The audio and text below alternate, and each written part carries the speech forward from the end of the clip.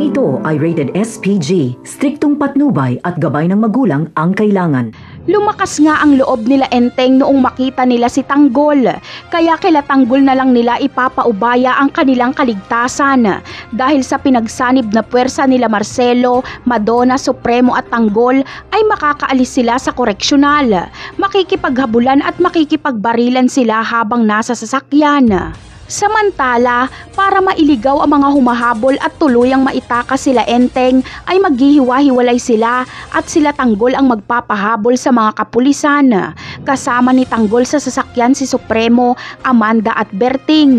Ngunit magkakaroon sila ng malaking problema dahil makakasalubong naman nila sila Rigor.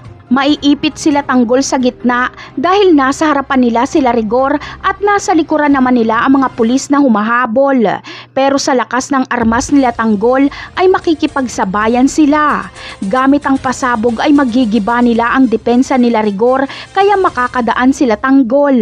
Bagsak dito si Rigor. Habang ang mga kaibigan naman ni Tanggol ay hindi matitiis na pabayaan na lang si Tanggol.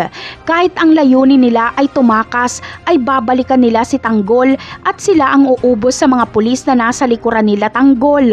Dito makikita ni Marcelo at Madonna kung gaano kabuo ang loob at kahalang ang bituka ng mga kaibigan ni Tanggol.